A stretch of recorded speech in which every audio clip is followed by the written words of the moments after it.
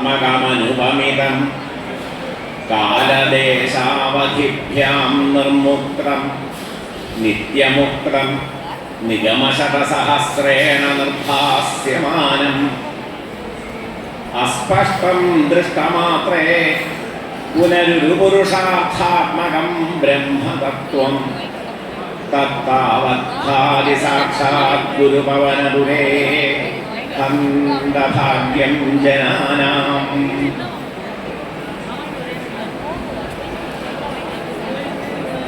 ഹരേ രാമ രാമ രാമ ഹരേ ഹരേ ഹരേ കൃഷ്ണ കൃഷ്ണ കൃഷ്ണ ഹരേ ഹരേ. പൂജന്തം രാമ രാമേതി മധുരം മധുരാക്ഷരം ആരുഹ്യ കവിതാശാഖാം വന്ദേ വാൽമീകി കോകിലം. രാമായ രാമഭദ്രായ രാമചന്ദ്രായ വേഷസേ രഘുനാഥായ നാഥായ സീതായ പതയേ നമഃ. സജ്ജനങ്ങളെ, ഗുരുവായൂരപ്പൻ്റെ ഭക്തന്മാരായിട്ട് ഏതെല്ലാം വിഭിന്നമായ ദേശങ്ങളിൽ നിന്ന് ഭഗവാനെ ഒരു നോക്ക് കാണാനായിട്ട് ഇവിടെ വന്ന് മണിക്കൂറുകളും ദിവസങ്ങളും ചിലവഴിച്ച് ഭഗവാനെ കണ്ട് ആത്മസംതൃപ്തി അടഞ്ഞ് വന്നിരിക്കുന്ന ആളുകളാണ് ഇവിടെ ഉള്ളവർ മുഴുവൻ. ഗുരുവായൂർക്ക് എത്താൻ കഴിയാന്ന് പറയുന്നത് ജീവിതത്തിൻ്റെ ഏറ്റവും വലിയ സാഫല്യമായിട്ടാണ് കണക്കാക്കപ്പെടുന്നത്. മേൽപ്പത്തൂരിൻ്റെ നാരായണീയം നിങ്ങൾക്കറിയാം. ഭഗവാനെ ഇങ്ങനെ നേരിട്ട് കണ്ട് അനുഭവിച്ച് എല്ലാ ക്ലേശങ്ങളും തീർന്ന് മുക്തി പ്രാപിച്ച ഒരു മഹായോഗിയായിരുന്നു മേൽപ്പത്തൂർ നാരായണ ഭട്ടതിരി. അങ്ങനെയുള്ള ശ്രീ ഗുരുവായൂരപ്പൻ്റെ തിരുമുമ്പിൽ രാമായണത്തെക്കുറിച്ച് പ്രഭാഷണം ചെയ്യുക എന്നുള്ളത് ജീവിതത്തിൻ്റെ വലിയൊരു സാഫല്യമാണ്. ജന്മാന്തരകൃതമായ പുണ്യം കൊണ്ടാണ് ഗുരുവായൂരപ്പൻ്റെ അഭിമുഖമായി ഇരുന്നുകൊണ്ട് ഗുരുവായൂരപ്പൻ്റെ കഥകൾ തന്നെയായിരിക്കുന്ന രാമചരിതം, ശ്രീരാമചരിതം നമുക്ക് പറയാനും കീർത്തിക്കാനും നാമം ജപിക്കാനൊക്കെ സാധിക്കുന്നത്. അങ്ങനെയുള്ള ഈ മഹാസത്സംഗത്തിൽ പങ്കെടുക്കാൻ ഭാഗ്യമുണ്ടായ നിങ്ങളെ ഓരോരുത്തരെ പോലെയും ഞാനും ഇത് വലിയ ഭാഗ്യമായി കരുതുന്നു. ഇവിടെ ശ്രീരാമ പട്ടാഭിഷേകമാണെന്ന് പറയേണ്ടത്. നിങ്ങൾക്കറിയാം, രാമായണത്തിൻ്റെ ആദ്യത്തെ കഥ ഉണ്ടാവുന്നത്, ആദ്യത്തെ കൃതി ഉണ്ടാവുന്നത് അത് വാൽമീകിയുടെ രാമായണമാണ്. അതിനുശേഷം നിരവധി കൃതികൾ സംസ്കൃതത്തിലും മറ്റ് പ്രാദേശിക ഭാഷകളിലും പ്രാദേശിക ഭാഷാ സാഹിത്യങ്ങളിലും ഒക്കെ ഉണ്ടായിട്ടുണ്ട്. പക്ഷേ അവയിൽ നിന്നെല്ലാം വളരെ വ്യത്യസ്തമായ ഒരു കൃതിയാണ് തുഞ്ചത്ത് രാമാനുജൻ എഴുത്തച്ഛൻ രചിച്ച പരിപാവനമായ അധ്യാത്മരാമായണം കിളിപ്പാട്ട്. കേരളീയരെ സംബന്ധിച്ചിടത്തോളം രാമായണം എന്ന് പറഞ്ഞാൽ അത് അധ്യാത്മരാമായണം. അധ്യാത്മരാമായണം കിളിപ്പാട്ടാണ്. അധ്യാത്മരാമായണം എന്ന് പറയുന്നത് സംസ്കൃതത്തിലുള്ള ഒരു കൃതിയാണ്. സംസ്കൃതത്തിലുള്ള ആ കൃതി വാൽമീകി രാമായണം പോലെ അത്ര പ്രസിദ്ധമായ ഒന്നായിരുന്നില്ല. പക്ഷേ അതിന് വലിയൊരു മേന്മയുണ്ടായിരുന്നു. ആ മേന്മ, ആ ഉള്ള മേന്മ അത് ഭക്തിയെ അരക്കിട്ടുറപ്പിക്കുന്നു എന്നുള്ളതാണ്. ഭക്തി അതിനെ അരക്കിട്ടുറപ്പിക്കുന്നതാണ് അധ്യാത്മരാമായണം എന്ന് പറയുന്ന സംസ്കൃതത്തിലെ കൃതി. ആ കൃതിയെ തന്നെ ആധാരമാക്കിക്കൊണ്ട് രാമാനുജൻ എഴുത്തച്ഛൻ മലയാളത്തിൽ രചിച്ചതാണ്, കിളിപ്പാട്ട് രൂപത്തിലുള്ളതാണ് അധ്യാത്മരാമായണം എന്ന് നിങ്ങൾക്കൊക്കെ അറിയാവുന്ന കാര്യമാണ്. വാൽമീകി രാമായണത്തിൽ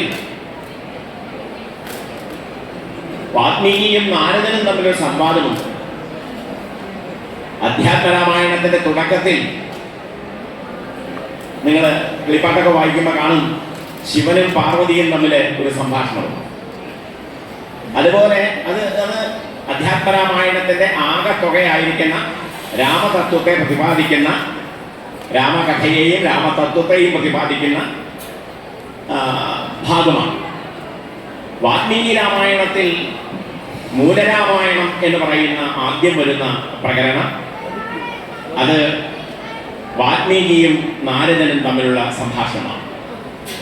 കോന്യസ്മിൻ സാമ്പ്രതം ലോകേ ഗുണവാൻ കഷ്ടവീര്യവാൻ ധർമ്മജ്ഞശ്ച കൃതജ്ഞശ്ച സത്യവാദി ദൃഢവ്രത എന്ന് തൻ്റെ ആശ്രമത്തിൽ എതിർച്ഛയാ വന്നു ചേർന്ന നാരദ മഹർഷിയോട് പരമതത്വജ്ഞാനിയായ ത്രികാലജ്ഞാനിയായ ആത്മസാക്ഷാത്കാരം വളരെ ജന്മത്തിൽ തന്നെ, ജനിച്ചപ്പോൾ തന്നെ ആത്മസാക്ഷാത്കാരം ലഭിച്ച ഒരു മഹാത്മാവാണ് ശ്രീനാരദ മഹർഷി. ആ ശ്രീനാരദ മഹർഷി തൻ്റെ ആശ്രമത്തിൽ വന്നപ്പോൾ വാൽമീകി അദ്ദേഹത്തോട് ചോദിക്കുകയാണ്. അപ്പോൾ ചോദിക്കുന്നത്, വാൽമീകി എങ്ങനെയുള്ള ആളാണെങ്കിൽ അദ്ദേഹം തപോധനനായിട്ടുള്ള ആളാണ്. തപസ്വി വാഗ്വലാം വരം എന്നാണ്. ഏറ്റവും തത്വജ്ഞാനത്തിന്റെ അങ്ങേറ്റത്തെ ദിശയിൽ ഇരിക്കുന്ന ശ്രീനാരദ മഹർഷി, അദ്ദേഹം തപോനിധിയാണ്. അദ്ദേഹത്തിന്റെ ധനം തന്നെ തപസ്സാണ്. ഇന്ദ്രിയ നിഗ്രഹം കൊണ്ട് ധ്യാനത്തിൽ ഭഗവാനെ സാക്ഷാത്കരിക്കാൻ എപ്പോ വേണമെങ്കിലും സാധിക്കുന്ന ആളാണ് നാരദ മഹർഷി. ഇപ്പൊ കാണണോ, കൃഷ്ണനെ എപ്പോ കാണണോ, ഭഗവാനെ എപ്പോ കാണണോ, ഇപ്പൊ കാണാൻ റെഡിയാണ്. കാരണം അത്രയധികം ഇന്ദ്രിയഗ്രാമങ്ങളെ നിയന്ത്രിച്ച് ഭഗവാനെ ദർശിക്കാനുള്ളതായിരിക്കണം. ധ്യാന നിമീലനായി, ധ്യാന നിമഗ്നനായി ഭഗവാനെ ദർശിക്കാനുള്ള അങ്ങനെയുള്ള അപൂർവം ആളുകളേ ഉള്ളൂ. ശിവബ്രഹ്മർഷി, അതുപോലെ നാരദ മഹർഷി, ഇങ്ങനെ കുറച്ചു പേരേ ഉള്ളൂ. വേദവ്യാസം പോലും ആ സിദ്ധിയില്ല. മേൽപ്പത്തൂര് ഒരു ദിക്കിനെ പറയും നാരായണീയത്തിലെ മുക്കട ഭക്കടകുല മൗലിതാം ഗതാഹ സഞ്ചരേമ ശുഭനാരദാദിവത് എന്ന്. ഭക്കടകുല മൗലിതാം മുക്കട ഭക്കട മുക്കട കുല മൗലിതാം ഗതാഹ. മുക്കടന്മാരാണ്, മുക്തന്മാരായവർ. പിന്നീട് അവർക്ക് ഭക്തിയുടെ ആവശ്യമില്ല. കാരണം എന്താ? തത്വജ്ഞാനത്തിന് വേണ്ട മാർഗമാണ് ഭക്തി. ഭക്തി ഉണ്ടായി, ഭക്തി വഴി നിഷ്കാമമായ ഭക്തി കൊണ്ട് തത്വജ്ഞാനം ഉണ്ടായി കഴിഞ്ഞാൽ പിന്നെ ഭക്തി ആവശ്യമില്ല. നമുക്കിവിടെ എത്താനാണ് മാർഗം. നമ്മൾ റോഡിൽ കൂടെ വരുന്നു, യാത്ര മാർഗം നമ്മൾ സ്വീകരിക്കുന്ന ഇവിടെ ലക്ഷ്യത്തായ ഗുരുവായൂരെത്താനാണ്. ഗുരുവായൂരെത്തിയാൽ പിന്നെ മാർഗം ആവശ്യമില്ല, മാർഗത്തിൽ കൂടെ പിന്നെ സഞ്ചരിക്കേണ്ട ആവശ്യമില്ല. അതുപോലെ തത്വജ്ഞാനത്തിലെത്തിയാൽ പിന്നെ ഭക്തി വാസ്തവത്തിൽ ആവശ്യമില്ല. പക്ഷേ അപൂർവം ചില യോഗീശ്വരന്മാർ, അവരെ ഏകാന്ത ഭക്തന്മാർ എന്നാണ് പറയാം. ഏകാന്ത ഭക്തന്മാർ, ഉത്തമ ഭക്തൻ, മധ്യമ ഭക്തൻ, പ്രാകൃത ഭക്തൻ എന്നൊക്കെ ഭക്തന്മാരെ പലതരത്തിൽ തിരിച്ചിട്ടുണ്ട്. അതിൽ ഏകാന്ത ഭക്തൻ എന്ന് പറയുന്നത് നാലാമത്തെ വിഭാഗം കൂടി ഭാഗവതം മുന്നോട്ട് വയ്ക്കുന്നുണ്ട്. ഭീഷ്മരെ പോലെയൊക്കെയുള്ള ചില ആളുകളാണ്. അപ്പൊ അങ്ങനെ ആ വിഭാഗത്തിൽപ്പെടുന്ന ആളാണ് നാരദ മഹർഷിയും അതുപോലെ തന്നെ ശുഖബ്രഹ്മർഷിയും. അങ്ങനെ ആ നാരദ മഹർഷിയെ കയ്യിൽ കിട്ടിയപ്പോൾ വാൽമീകി തപസ് പരിശീലിക്കുന്ന ആളാണ്, വിദ്യാർത്ഥിയാണ്. തപസ്സിന്റെ ധനനമായിട്ട്, തപോധനനായിട്ടില്ല. തപസ് പരിശീലിച്ചുകൊണ്ട് ആ തപസ്സിന്റെ ഫലം കയ്യിൽ കിട്ടാൻ വേണ്ടി പ്രയത്നിച്ചുകൊണ്ടിരിക്കുന്ന ആളാണ് വാൽമീകി. അങ്ങനെയുള്ള വാൽമീകി ഒരു ശിഷ്യൻ എന്ന നിലയിൽ ഗുരുനാഥ സങ്കല്പത്തോടു കൂടി നാരദ മഹർഷിയോട് ചോദിക്കുന്നതാണ്, ഓന്യസ്മിൻ സാമ്പ്രതം ലോകേ ഗുണവാൻ കശ്യവീര്യവാൻ ധർമ്മജ്ഞശ്ച കൃതജ്ഞശ്ച സത്യവാദി ദൃഢവ്രത. ഈ ലോകത്തിൽ ആരാണ് ഗുണവാൻ? ഗുണങ്ങളെല്ലാം നിറഞ്ഞിട്ടുള്ള ഒരാൾ, ഗുണങ്ങൾ മാത്രമുള്ള ആൾ. സത്യവാദി, സത്യം മാത്രം സംസാരിക്കുന്ന ആൾ. ധർമ്മനിഷ്ഠ, സത്യവാദി ദൃഢവ്രത, ദൃഢമായ വ്രതത്തോടു കൂടിയവനായിട്ടുള്ള ഉത്തമനായ പുരുഷൻ ആര് എന്ന് ചോദിക്കുക. ലോകത്തിൽ പലരുമുണ്ട്, പലർക്കും ഏറ്റക്കുറച്ചിനോട് കൂടി ഗുണങ്ങളുണ്ട്, എല്ലാവർക്കും ഉണ്ട്. പക്ഷേ ഗുണങ്ങൾ മാത്രമുള്ള, ഗുണങ്ങളുടെ മാത്രം ഒരു പ്രതിരൂപമായ ആദ്രൂപമായ ഒരു വ്യക്തിയുണ്ടോ എന്ന് ചോദിക്കുമ്പോൾ ആ വാൽമീകിയുടെ ചോദ്യത്തിന് ഉത്തരം പറയുന്നത് അത് ശ്രീരാമചന്ദ്രനാണ് എന്ന്. എന്നിട്ട് രാമായണത്തിൻ്റെ കഥ വളരെ ചുരുക്കി മൂലരാമായണത്തിൽ നാരദ മഹർഷി വാൽമീകിക്ക് ഉപദേശിക്കുകയാണ് ചെയ്യുന്നത്. അപ്പൊ ഇത് പക്ഷെ ഇവിടെ വാൽമീകി രാമായണത്തിലെ രാമനെ അവതരിപ്പിക്കുന്നത് ഏറ്റവും ഉദാത്തനായ, ധർമ്മിഷ്ഠനായ, സത്യവാദിയായ, ദൃഢവ്രതനായ, ഇന്ദ്രിയ നിഗ്രഹമുള്ള ഏറ്റവും ഒരു മഹാപുരുഷൻ എന്ന നിലയ്ക്ക് ഒരു മനുഷ്യനായിട്ടാണ് വാൽമീകി സങ്കല്പിക്കുന്നത്. മനുഷ്യാവതാരമാണ്, അതുകൊണ്ട് മനുഷ്യനായിട്ട് തന്നെ സങ്കല്പിക്കുന്നു. പക്ഷേ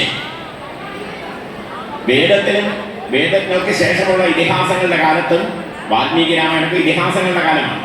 അത് കഴിഞ്ഞ് പിന്നീട് കാലം മുന്നോട്ട് പോയപ്പോൾ ഏതാണ്ട് ഒരു 8, 9, 10 നൂറ്റാണ്ടുകളൊക്കെ ആയപ്പോഴേക്കും ധർമ്മത്തിന് വളരെ ചുതി വന്നു, നാശം വന്നു.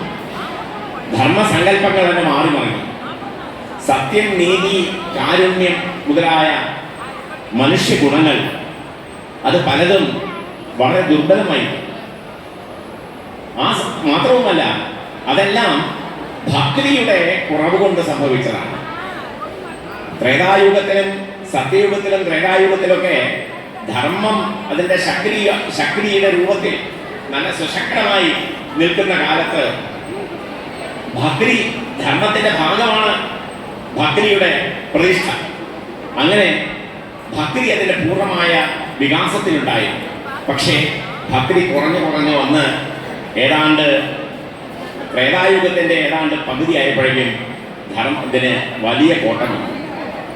അത് കുറച്ചുകൂടി ദ്വാപരയുഗത്തിൻ്റെ പിന്നെയും കുറഞ്ഞു. ധാരാളം അസുരന്മാരെയും ദുഷ്ടന്മാരെയും നമ്മൾ ധാരാളമായി കാണുന്നത് ദ്വാപരയുഗത്തിലാണ്. പിന്നെ കലിയുഗത്തിൻ്റെ കാര്യം നമ്മൾ പറയേണ്ട, നമ്മൾ അനുഭവിച്ചുകൊണ്ടിരിക്കുക. അപ്പൊ അങ്ങനെ ഭക്തിയുടെ ആവശ്യകത എല്ലാം ഭക്തിയിൽ കൂടെ വ്യാഖ്യാനിക്കേണ്ടതാണ്. ഭഗവാന്റെ ചൈതന്യമായി എല്ലാറ്റിനെയും കാണേണ്ടതാണ്, ഭഗവന്മയമായിട്ട് പ്രപഞ്ചം കാണേണ്ടതാണ് എന്ന രാമതത്വത്തെ ആ രീതിയിൽ ആവിഷ്കരിക്കാനായിട്ടാണ് അധ്യാത്മരാമായണത്തിന്റെ കർത്താവായിരിക്കുന്ന എഴുത്തച്ഛൻ പരിശ്രമിച്ചത്. അങ്ങനെ രാമായണം മുഴുവൻ നോക്കിയാൽ നിങ്ങൾക്ക് മനസ്സിലാവും. നോക്കൂ, വാൽമീകി രാമായണത്തിലെ സ്തുതികളൊന്നുമില്ല, കഥ മാത്രമേ ഉള്ളൂ, രാമന്റെ കഥ. ഒരു മനുഷ്യൻ എന്ന നിലയ്ക്ക് മേൽപ്പത്തൂര് പോലും അങ്ങനെ പറഞ്ഞിട്ടുള്ളത്. ഏവം മർത്യാവതാര സ്തവ ഖലു നിയതം മർത്യശിക്ഷാർത്ഥം ഏവം വിശ്ലേഷാർത്ഥം നിരാഗസ്ത്യ ജനമപി ഭവേ കാമകർമാദിസക്രിയ നോചേൽ സ്വാത്മാനുഭൂതേ പുനതവ മനസോ വിക്രിയ ചക്രപാണേ സത്വം സത്വൈകമൂർത്തേ പവനപുരപദേ നാശയാശേഷരോഗാൻ എന്ന ശ്ലോകം അവസാനിക്കും. അവിടെ ഏവം മർത്യാവതാര സ്തവ ഖലു നിയതം മർത്യശിക്ഷാർത്ഥം എന്ന് പറയുന്നത്, മർത്യശിക്ഷാർത്ഥം മനുഷ്യനെ പഠിപ്പിക്കാൻ വേണ്ടിയാണ് മനുഷ്യാവതാരം, മർത്യാവതാരം. ഭഗവാന്റെ മർത്യാവതാരമായിരിക്കുന്ന രാമാവതാരം എന്താണ്? മനുഷ്യനെ പഠിപ്പിക്കുന്നതിന് വേണ്ടിയാണ്. എന്തൊക്കെ? ധർമ്മമായാലും അർത്ഥമായാലും കാമമായാലും ഇതൊക്കെ നല്ലതാണ്. പക്ഷേ ഇതിനോടൊന്നും ആസക്തി എത്തിക്കരുത്. അനാസക്തമായിരിക്കണം ലോകത്തിലെ എല്ലാ പ്രവർത്തനങ്ങളും. ഒന്നിനോടും അറ്റാച്ച്മെന്റ് പാടില്ല. ഡിറ്റാച്ച്മെന്റിൽ കൂടെ വേണം അറ്റാച്ച്മെന്റ്. അപ്പൊ ഡിറ്റാച്ച്മെന്റ് ആയിരിക്കണം ബേസ്. ഒന്നിനോട് സംഘം പാടില്ല. സംഘമില്ലാതെ നിസ്സംഗമായി നിങ്ങൾ ഒരു വസ്തുവിനെ സ്നേഹിക്കണം. അപ്പോഴേ ആ സ്നേഹം അറ്റാച്ച്മെന്റിന്റെ വിഷയമല്ല, സംഘമല്ല. സംഘമാണെങ്കിൽ അതിന്റെ ഫലം വളരെ ദോഷമായി. അതുകൊണ്ട് അങ്ങനെ ദോഷയുക്തമായിരിക്കുന്ന എന്താ പറയുക, സംഘമില്ലാത്ത ധർമാചരണം, അതുപോലെ അർത്ഥസമ്പാദനം, കാമോപസേവ, ഇതെല്ലാം അങ്ങനെ ആയിരിക്കണം എന്നാണ് മേൽപ്പത്തൂര് പറയുന്നത്. അത് പഠിപ്പിക്കാനാണ്. രാമന്റെ ജീവിതത്തിലെ ധർമ്മം അങ്ങേറ്റം മുറുകെ പിടിച്ചുകൊണ്ടാണ് രാമൻ ഒരുപാട് സങ്കടം അനുഭവിക്കേണ്ടി വന്നത്. അത്രയൊന്നും അല്ലാതെ കുറച്ചൊക്കെ ഒന്ന് റിലാക്സ് ചെയ്തിരുന്നെങ്കിൽ, ഒരു മഹാരാജാവ് എന്ന നിലയിൽ തൻ്റെ അധികാരങ്ങളൊക്കെ ഉപയോഗിച്ച് കുറച്ചൊക്കെ ഒന്ന് റിലാക്സ് ചെയ്തിരുന്നെങ്കിൽ നമ്മളിന്ന് കാണുന്ന രാമായണ കഥയിലെ ഈ രാമചരിതത്തിൽ രാമന്റെ അനുഭവിക്കുന്ന ശോകസ്യമൂർത്തി അഥവാ ശരീരിണി എന്ന് പറഞ്ഞ പോലെ, അല്ലെങ്കിൽ എന്താണ് കരുണ രസത്തിന്റെ ദുഃഖത്തിന്റെ ഒരു ശരീരം കൂട്ടു വന്ന ആളാണ് രാമൻ എന്നൊക്കെ പിന്നീട് വന്ന കവികളൊക്കെ പറഞ്ഞിട്ടുള്ളത് പോലെ അങ്ങനെയുള്ള ദുഃഖം അനുഭവിക്കേണ്ടി വരുമായിരുന്നു. ഉത്തരരാമചരിതം എന്ന നാടകങ്ങളിലൊക്കെ അങ്ങനെയുള്ള പ്രതിപാദനങ്ങൾ. അപ്പോ രാമാവതാരം തന്നെ ഈ പട്ടാഭിഷേകത്തിന്റെ ഈ കഥ പറയുന്ന സന്ദർഭത്തിൽ ഏറ്റവും പരമപ്രധാനമായുള്ളത് രാമതത്വം എന്ത് എന്ന് മനസ്സിലാക്കലാണ്. ഇതാണ് വാസ്തവത്തിൽ എഴുത്തച്ഛന്റെ അധ്യാത്മരാമായണത്തിന്റെ തുടക്കത്തിൽ ശിവനും പാർവതിയും തമ്മിലുള്ള സംവാദ രൂപത്തിലുള്ളതായിരിക്കുന്ന കിളിപ്പാട്ട് രാമായണത്തിന്റെ സംക്ഷേപം എന്ത് എന്നുള്ളത്. എന്താണ് അതിന്റെ സംക്ഷേപം എന്ന് ചോദിച്ചാൽ അത് രാമന്റെ സീതയുടെ കഥയല്ല, രാമതത്വമാണ് അവിടെ പ്രതിപാദിക്കുന്നത്. എന്താണ് രാമതത്വം? അത് ബ്രഹ്മതത്വത്തിൽ നിന്ന് മറ്റൊന്നല്ല. നിങ്ങൾ കണ്ടിട്ടുണ്ടല്ലോ എഴുത്തച്ഛന്റെ രാമായണത്തിൽ മറ്റെത്രയോ രാമായണങ്ങളുണ്ട്. രാമായണങ്ങൾ എത്രയോ ഉണ്ട്. കേരളത്തിൽ തന്നെ നൂറുകണക്കിന് രാമായണങ്ങൾ ഉണ്ടായിട്ടുണ്ട്. വൈദേഹി സീത ഒരിക്കൽ അധ്യാത്മരാമായണത്തിൽ തന്നെ തുടക്കത്തിൽ ചോദിക്കുന്നുണ്ട്, രാമൻ കാട്ടിൽ പോകാൻ തുടങ്ങുന്ന സമയത്ത് സീത പറയും ഞാനും കൂടെ വരികയാണ് എന്ന് പറഞ്ഞപ്പോ അത് വേണ്ട, നിനക്ക് ക്ലേശാവും, അതുകൊണ്ട് വേണ്ട എന്നൊന്ന് നിഷേധിക്കുന്ന സമയത്ത് സീത ചോദിക്കുന്ന ഒരു ചോദ്യമുണ്ട്. അത് വളരെ പ്രധാനപ്പെട്ടതാണ്.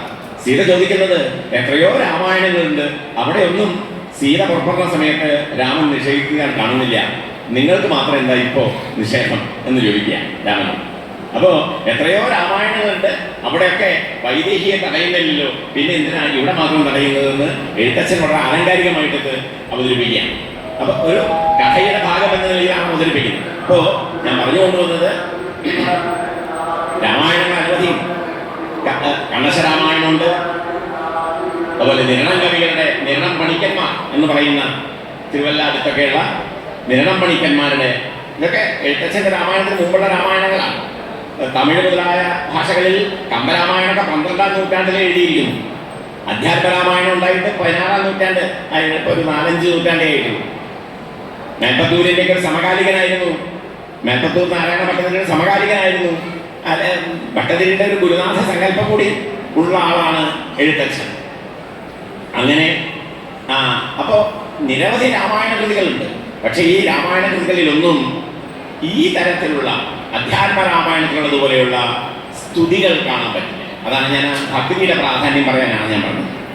എന്തിനാണ് ഇങ്ങനെ ഭക്തിയെ പ്രതിപാദിക്കുന്ന എത്രയെത്രയോ സ്തുതികൾ നിങ്ങൾ കാണുന്നു. ആ സ്തുതികളിലൊക്കെ പരമമായ പ്രമേയം എന്താണ്? ഭക്തിയാണ്. സ്തുതിക്കുന്നത് ഭക്തി കൊണ്ടാണല്ലോ. അപ്പോ ഭക്തിയുടെ വിഷയം എന്താണ്? ശ്രീരാമചന്ദ്രനാണ്, ശ്രീരാമതത്വമാണ്, രാമതത്വമാണ്. ഈ രാമതത്വത്തെ അതിൻ്റെ എല്ലാ ഡയമെൻഷനും അതിൻ്റെ എല്ലാ വശങ്ങളും വേണ്ട പോലെ നമുക്ക് ബോധ്യപ്പെടുത്തി തരുന്നതാണ് ഓരോ സ്തുതികളും. അത് ലക്ഷ്മണന്റെ സ്തുതിയായാലുമുള്ള മറ്റ് ഉള്ള ഇന്ദ്രാദികളായിട്ടുള്ള ബ്രഹ്മൻ മുതലായിട്ടുള്ള ദേവവർഗങ്ങളുടെ സ്തുതികളായാലുമുള്ള നിരവധി സ്തുതികളുണ്ട് അധ്യാത്മരാമായണത്തിൽ. ആ വാസ്തവത്തിൽ സ്തുതികളാണ് അധികം. കഥാപ്രതിപാദനം വളരെ കുറച്ചേ ഉള്ളൂ. കഥ രാമന്റെയും സീതയുടെയും കഥ പറയുന്നത് അധ്യാത്മരാമായണത്തിന്റെ ഒരു 1/3 ഭാഗമേ ഉള്ളൂ. ബാക്കി 2/3 ഭാഗവും കഥയുടെ ആഖ്യാനങ്ങളാണ്, കഥയുടെ കൂടുതൽ വിസ്താരങ്ങളാണ്. കഥ എങ്ങനെയാണ് ജീവിതവുമായി ബന്ധപ്പെടുത്തിക്കൊണ്ട് രാമന്റെയും സീതയുടെയും കഥ ഉദാത്തമായ ഒരു ജീവിതത്തിന് എങ്ങനെ നമ്മളെ സഹായിക്കുന്നു, അതിന് ഏത് രീതിയിലാണ് അതിൻ്റെ സ്വാധീനമുള്ളത് എന്ന്, അതെങ്ങനെയാണ് പാകപ്പെടുത്തിയെടുക്കേണ്ടത് എന്നുള്ളത് വർണ്ണിക്കുന്ന ഭാഗങ്ങളാണ് ബാക്കിയുള്ളതെല്ലാം. അതിൽ സ്തുതികളൊക്കെ വരും. സ്തുതികളൊക്കെ അതിൻ്റെ ഭാഗമായിട്ടാണ് വരുന്നത്. അങ്ങനെ ധാരാളം സ്തുതികൾ രാമായണത്തിലുണ്ട്. ഇതെല്ലാം എഴുത്തച്ഛൻ ഒരു പ്രത്യേകമായ ലക്ഷ്യത്തോടു കൂടിയാണ്. കാരണം 15-16 നൂറ്റാണ്ടായപ്പോഴേക്കും ഭക്തി എന്ന് പറയുന്ന ആ സിദ്ധാന്തം അതുവരെ ഭക്തി ഒരു തത്വമായിട്ട് ഡെവലപ്പ് ചെയ്തിരുന്നില്ല. ഭക്തി ഭാഗവതാദി ഇതിലൊക്കെ പറയുന്നുണ്ടെങ്കിലും അത് പ്രയോഗത്തിലുണ്ടായിരുന്നില്ല. ഭാഗവതൊക്കെ നവവിധ ഭക്തികളെ കുറിച്ച് പറയുന്നു. ഭക്തിയുടെ തന്നെ 3 ശ്രേണികളെ കുറിച്ച് പറയുന്നു. ഉത്തമ ഭക്തി, മധ്യമ ഭക്തി, പ്രാകൃത ഭക്തി എന്നൊക്കെ ഭക്തികളെ കുറിച്ച് പറയുന്നു. ഇങ്ങനെ പലതും ഗ്രന്ഥങ്ങളിലൊക്കെ എഴുതി വെച്ചിട്ടുണ്ട് പുരാണങ്ങളിൽ. പക്ഷേ അതൊന്നും പ്രായോഗിക ജീവിതവുമായി ആളുകൾക്ക് ബന്ധമുണ്ടായിരുന്നില്ല. കാരണം നമ്മുടെ വിദ്യാഭ്യാസ രീതിയിൽ വേദവും വേദാംഗങ്ങളും ഉപനിഷത്തുകളൊക്കെ സാധാരണക്കാർക്ക് പ്രാപ്തിയായിരുന്നില്ല. സാധാരണക്കാർക്ക് അത് പഠിക്കാനോ മനസ്സിലാക്കാനുള്ള അവസരങ്ങൾ ഉണ്ടായിരുന്നില്ല. അത് വേണ്ട പോലെ ആ വേദങ്ങളുടെയും വേദാംഗങ്ങളുടെയും അതുപോലെ തന്നെ വേദത്തിൻ്റെ പരമതത്വമായിരിക്കുന്ന വേദാന്തത്തിൻ്റെയും തത്വദർശനത്തിൻ്റെയും ഒക്കെ ആ സാരമായിട്ടുള്ള വേദാന്ത തത്വപ്രതിപാദനം അത് സാധാരണക്കാർക്ക് പ്രാപ്തിയായിരുന്നില്ല. സാധാരണക്കാർക്ക് അത് മനസ്സിലാവണമെങ്കിൽ അത് ലളിതമായ കഥകളിൽ കൂടെ പറയാം. ബോധശൂന്യന്മാരെന്നാണ് എഴുത്തച്ഛൻ അങ്ങനെയുള്ളവരെ പേര് വിളിക്കുന്നത്. ബോധം അറിവില്ലാത്തവരായ സാധാരണക്കാരെ അവർക്ക് വേണ്ട അറിവ് നൽകി അവരെ ഉദ്ധരിക്കുക എന്ന് പറയുന്ന ഒരു വലിയ കർത്തവ്യത്തിനാണ് ഭക്തിയിലൂടെ രാമാനുജൻ എഴുത്തച്ഛൻ പരിശ്രമിക്കുന്നത്. അപ്പോൾ അധ്യാത്മരാമായണത്തിന്റെ പരമമായ പ്രമേയം ഭക്തിയാണ്. ആ ഭക്തിയിൽ കൂടെ തത്വജ്ഞാന സമ്പാദനമാണ്. ഭക്തി മാത്രമല്ല പ്രധാനം, ഭക്തിയെ വളരെ വിസ്തരിച്ച് വിവരിക്കുമ്പോൾ ആ വിവരിക്കുന്ന ഭക്തിയിൽ കൂടെ, ഭക്തി എന്ന് പറയുന്ന മാർഗത്തിൽ കൂടെ പരമമായ തത്വജ്ഞാനം സമ്പാദിക്കുക എന്നുള്ള ലക്ഷ്യത്തിലേക്കാണ് എഴുത്തച്ഛൻ തൻ്റെ കൃതിയെ കൊണ്ടുപോകുന്നത്. ഇങ്ങനെ രാമായണത്തിന്റെ ആരംഭം മുതൽ അതിൻ്റെ സ്തുതികളിൽ കൂടെ കടന്നു പോകുമ്പോൾ നമുക്ക് മനസ്സിലാവും. ഓരോ കണ്ണുകളിൽ കൂടെ കടന്നു പോകും, ഓരോ അധ്യായങ്ങളിൽ കൂടെ കടന്നു പോകുമ്പോൾ നമുക്ക് മനസ്സിലാവും. വളരെ വിസ്തരിച്ച് അതിനെക്കുറിച്ച് എഴുത്തച്ഛൻ പ്രതിപാദിക്കുന്നു. എന്നാൽ അത് ഈ തത്വങ്ങളെല്ലാം അതിൻ്റെ പരമമായുള്ള രഹസ്യം, രാമതത്വത്തിൻ്റെ പരമമായ രഹസ്യം നാം പ്രധാനമായും കാണുന്നത് ലക്ഷണോപദേശം കഴിഞ്ഞാൽ പിന്നെ വളരെ ഗൗരവമായി നാം കാണുന്നത് യുദ്ധകാണ്ഡത്തിൽ വരുന്ന പല സ്തുതികളിലുമാണ്. അതിൽ യുദ്ധകാണ്ഡത്തിൽ തന്നെ മറ്റേ അഗ്നിപ്രവേശം, സീതയുടെ പാതിവ്രത്യം തെളിയിക്കുന്നതിന് വേണ്ടി, സീതാദേവിയുടെ പാതിവ്രത്യം തെളിയിക്കുന്നതിന് വേണ്ടി അഗ്നിപ്രവേശം ചെയ്യുന്ന സന്ദർഭത്തിൽ അഗ്നിയിൽ പ്രവേശിച്ചു കഴിഞ്ഞ് കഥ പറയുമ്പോൾ നിങ്ങൾക്കൊക്കെ അറിയാം, കൂടുതൽ വിവരിക്കേണ്ട ആവശ്യമില്ല, സമയം കുറവായതുകൊണ്ട്. അയോധ്യയിൽ നിന്ന് ശ്രീലങ്കയിൽ നിന്ന് യുദ്ധമെല്ലാം കഴിഞ്ഞ് സീതയെ വീണ്ടെടുത്ത് അയോധ്യയിലേക്ക് എത്തുന്ന അതിൻ്റെ പൂർവ്വപീഠികയുണ്ടല്ലോ, ആ പൂർവ്വപീഠികയിൽ അഗ്നിപ്രവേശം ഒരു കഥാ സന്ദർഭമാണ്. ഒരുപക്ഷെ രാമായണത്തിലെ ഏറ്റവും അധികം നമ്മുടെയൊക്കെ മനസ്സിനെ ചുട്ടുപൊള്ളിക്കുന്ന, നമ്മുടെയൊക്കെ മനസ്സ് വളരെ വികാര സാന്ദ്രമാക്കുന്ന, കരുണാമയമാക്കുന്ന ഒരു കഥാസന്ദർഭമാണ് അഗ്നിപ്രവേശത്തിന്റെ സന്ദർഭം. താൻ തെറ്റ് ചെയ്തിട്ടുള്ളതാണെങ്കിൽ തന്നെ അത് ഇവിടെ തെളിയിക്കപ്പെടട്ടെ എന്ന് പറഞ്ഞുകൊണ്ട് ലക്ഷ്മണനോട് ചിതയൊരുക്കാൻ പറയുന്ന കാര്യം. അങ്ങനെ ചിതയൊരുക്കി. അപ്പോൾ അതിനു മുമ്പ് വളരെ കേമമായിട്ട് വിഭീഷണൻ സീതാദേവിയെ കൂട്ടി അശോകവനികയിൽ നിന്ന് കൊണ്ടുവരുന്ന ഒരു വലിയൊരു പ്രൊസഷൻ തന്നെ, വളരെ ഗംഭീരമായിട്ടുള്ള രാജോചിതമായിട്ടുള്ള രീതിയിൽ കൊണ്ടുവരുന്ന കഥ അതിന് മുമ്പ് വരുന്നുണ്ട്. അത് കഴിഞ്ഞ് ഇവിടെ എത്തി. അതിന് മുമ്പ് ഹനുമാൻ പോകുന്നുണ്ട് കഥകളെല്ലാം അറിയിക്കുന്നതിന് വേണ്ടി. തുടർന്ന് വിഭീഷണൻ പോകുന്നു. വിഭീഷണനാണ് കൊണ്ടുവരുന്നത്. കൊണ്ടുവന്ന് ലക്ഷ്മണനോടാണ് സീതാദേവി പറയുന്നത് ചിതയൊരുക്കാൻ. അങ്ങനെ ചിതയൊരുക്കി ജ്വലിക്കുന്ന ആ വലിയ അഗ്നികുണ്ഡത്തിലേക്ക് സീത എടുത്ത് ചാടും. ഈ ചാടി കഴിഞ്ഞിട്ട് നിങ്ങൾ അധ്യാത്മരാമായണം ശ്രദ്ധിക്കണം നല്ലപോലെ. അവിടെ കഥയുണ്ട് പറഞ്ഞു പോവല്ല ചെയ്യുന്നത്. അവിടെ ആ സന്ദർഭത്തിലാണ് പ്രധാന സ്തുതികൾ 2-3 ബ്രഹ്മാവിൻ്റെ സ്തുതിയുണ്ട്, ദേവേന്ദ്രന്റെ സ്തുതിയുണ്ട്, പിന്നെ നിരവധി ദേവന്മാരുടെ സ്തുതികളുണ്ട്, ദേവവാക്യങ്ങളുടെ സ്തുതിയുണ്ട്. ഈ സ്തുതിയൊക്കെ കഴിഞ്ഞിട്ടാണ് ഒരുപാട് കാലം സമയമെടുത്തിട്ടാണ് തിരിച്ച് അഗ്നിദേവൻ സീതയെയും കൊണ്ട് ഇവൾ പരിപാവനയാണ്, അങ്ങേക്ക് സ്വീകരിക്കാം എന്ന് പറഞ്ഞുകൊണ്ട് സീതയെ കൊണ്ടുവരുന്നു. അഗ്നിയിൽ ചാടിയ സീതയ്ക്ക് യാതൊരു കുഴപ്പമില്ലാതെ സീതയെ പൂർണ്ണമായി അഗ്നിദേവൻ സംരക്ഷിച്ചുകൊണ്ട് സീതയെ പതിവ്രതയാണെന്ന് പൂർണ്ണമായി എല്ലാവരുടെ മുമ്പിൽ വെച്ച് ബോധ്യപ്പെടുത്തി. ജനങ്ങളിൽ നിന്ന് അറിഞ്ഞിരിക്കുകയാണ്, മുനിമാര്, ബ്രാഹ്മണശ്രേഷ്ഠര്, ശ്രോത്രിയന്മാര്, ഇങ്ങനെ ഒരു വലിയ സദസ്സാണ്. ആ സദസ്സിലാണ്, അവരുടെ മുമ്പിൽ വെച്ചാണ് ഈ അഗ്നിയിൽ പ്രവേശിച്ച് തൻ്റെ പരിശുദ്ധി തെളിയിച്ചുകൊണ്ട് അഗ്നിദേവൻ തന്നെ സീതയെ കൊണ്ടുവന്ന് രാമന് സമർപ്പിക്കുന്നു. അത് കഴിഞ്ഞ് ദേവേന്ദ്രന്റെ സ്തുതി വീണ്ടും ഉണ്ട്, ശിവന്റെ ഉണ്ട്, പിന്നെ അത് കഴിഞ്ഞ് ജനക മഹാരാജാവ് വരുന്നുണ്ട്. ഇങ്ങനെയുള്ള കഥകളൊക്കെ പിന്നീട് തുടർന്ന് വരുന്നു. ഇത് കഴിഞ്ഞിട്ടാണ് അവിടെ നിന്ന് ഈ അഗ്നിപ്രവേശ കഥ കഴിഞ്ഞതിന് ശേഷം പരിപാവനയായ സീതയെ രാമൻ സ്വീകരിക്കുന്നു. അങ്ങനെ അവർ രണ്ടുപേരും കൂടി അവിടെ ആ ദിവസം രാത്രി വിഭീഷണന്റെ അതിഥികളായിട്ട് അവിടെ താമസിക്കുകയാണ്, വിഭീഷണന്റെ കൊട്ടാരം. അപ്പോ വിഭീഷണന്റെ കൊട്ടാരം എന്ന് പറയാൻ വയ്യ, വിഭീഷണന്റെ ഒരു അഗ്നിപ്പുര പോലെയുള്ള സ്ഥലത്താണ് അദ്ദേഹം താമസിക്കുന്നത്. കാരണം സുഖഭോഗങ്ങളൊക്കെ അദ്ദേഹം ത്യജിച്ചിട്ട് 14 വർഷമായി. അത് സീതയുടെ, രാമനോട്, ലക്ഷ്മണന്. അപ്പൊ അവർക്ക് സുഖഭോഗങ്ങളൊന്നും വേണ്ട, ആഡംബരമുള്ള ഭക്ഷണമോ വസ്ത്രമോ ഒന്നും വേണ്ട. അപ്പോ ഒരു രാത്രി അവിടെ തങ്ങാണ്. അപ്പോ ആ രാത്രി വിഭീഷണൻ എന്ന് പറയാണ്, വളരെ സമൃദ്ധമായ, ഇപ്പൊ യുദ്ധമൊക്കെ ജയിച്ചു, ധർമ്മപത്നിയാണെങ്കിൽ പൂർണ്ണ പതിവ്രതയാണെന്ന് തെളിഞ്ഞു, എല്ലാവർക്കും സന്തോഷമായി, ദേവന്മാരൊക്കെ പൂമഴ പൊഴിച്ചു, എല്ലാവരും സന്തുഷ്ടരായി. ലോകത്തിൽ ആർക്കും സന്തോഷമില്ലാത്തവരില്ല, എല്ലാവരും സന്തുഷ്ടരായി. ഈ സന്ദർഭത്തിൽ ഇവിടെ വലിയൊരു വിരുന്ന് രാത്രി ഒരുക്കാണ് വിഭീഷണൻ. വിഭീഷണനെ രാജാവാക്കി. വിഭീഷണൻ മറ്റേ ലക്ഷ്മണനോട് പറഞ്ഞ്, ലക്ഷ്മണൻ എല്ലാ സംവിധാനവും ചെയ്ത്, ലക്ഷ്മണനാണ് അതിന് മുൻകൈ എടുക്കുന്നത്. വിഭീഷണനെ രാജാവാക്കി, ലങ്കയുടെ രാജാവാക്കി വാഴിച്ച്, ആ തന്നെ യുദ്ധത്തിൽ സഹായിച്ച തന്റെ പരമഭക്തനായിരിക്കുന്ന വിഭീഷണന്റെ ഒരു അപേക്ഷയാണ്, ഇന്ന് രാത്രി ഇവിടെ ഞാൻ ഒരുക്കുന്ന ഈ രാജകീയമായിട്ടുള്ള ഈ വിരുന്നില് അങ്ങ് പങ്കെടുത്ത് എല്ലാവരെയും അനുഗ്രഹിക്കണം എന്ന് പറയും. രാമൻ പറയും, ഇല്ല, ഞാൻ ഇതിന്റെ ഭാഗമൊന്നും ടെക്സ്റ്റ് ഒന്നും വായിക്കില്ല, കാരണം ടെക്സ്റ്റൊക്കെ നിങ്ങൾക്ക് പരിചയം ഉണ്ടാവും, ഒന്ന്. രണ്ടാമത് അത് സമയം പോകും. അതുകൊണ്ട് ഞാൻ അതിന്റെ കഥാസാരം മാത്രമേ പറയുന്നു. അവിടെ രാമൻ പറയുന്ന വളരെ ശ്രദ്ധേയമായ ഒരു കാര്യമാണ്.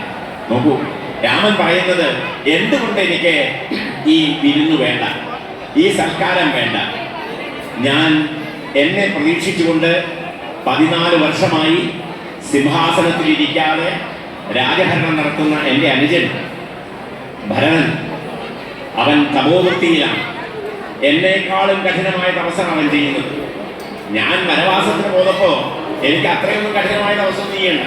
പക്ഷേ രാജഭരണത്തിനൊപ്പം തപസ് ചെയ്യുക എന്ന് പറയുന്ന ഒരു കാര്യം കൂടി വരുമ്പോൾ അത് വളരെ കഠിനമായ ഒരു പ്രവൃത്തിയാണ്.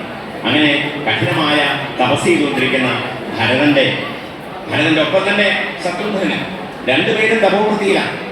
നന്ദിഗ്രാമത്തിലെ ഒരു ആശ്രമമുണ്ട്, ഭരതന്റെ ആശ്രമം എന്നാ പറയുന്നത്. രാജാവ് താമസിക്കുന്ന സ്ഥലം ആശ്രമമാണ്. കാരണം എന്താ വെച്ചാൽ രാജാവ് രാജകൊട്ടാരത്തിലേക്ക് പോകുന്നില്ല, സിംഹാസനത്തിൽ ഇരിക്കുന്നില്ല, എല്ലാം പരിത്യജിച്ചു. രാമൻ എങ്ങനെ ഉപേക്ഷിച്ചോ അതുപോലെ തന്നെ സർവവും ഉപേക്ഷിച്ചു. അങ്ങനെ രാമന് വേണ്ടി മാത്രം സദാ രാമനാമം ജപിച്ചുകൊണ്ട് രാമനോടുള്ള പൂർണ്ണമായ ഭക്തിയിൽ ലയിച്ചിട്ടുള്ള ഭരതൻ, ശത്രുഘ്നൻ, ഈ 2 സഹോദരന്മാർ അവിടെ എന്നെയും കാത്തിരിക്കുകയാണ്. അവരെ മറന്നുകൊണ്ട് ഞാൻ ഒരു വിരുന്ന് സൽക്കാരത്തിൽ പങ്കെടുക്കാൻ പാടില്ല. അവരുടെ കൂടെ അല്ലാതെ എനിക്കൊരു ഉത്സവവുമില്ല, എനിക്കൊരു ആനന്ദവുമില്ല. അതുകൊണ്ട് ഞാൻ അവിടെ പോയിട്ട് എൻ്റെ സ്നാനാദികൾ കഴിഞ്ഞ് അവരോടൊപ്പം ഭക്ഷണം കഴിക്കുക, അതുപോലെ ആഡംബരമായ സ്വഭാവങ്ങൾ അനുഭവിക്കുക എന്നുള്ളത്, അയോധ്യയിലെത്തി അവരെ കണ്ട് അവരെ ആശ്വസിപ്പിച്ച് അവരുടെ കൂടെ കൂടിച്ചേർന്നതിന് ശേഷം മാത്രമാണ് എന്ന് പറഞ്ഞുകൊണ്ട് വിഭീഷണനെ ഇന്ന് സർക്കാരൻ ത്യജിക്കുകയാണ് ചെയ്യുന്നത്.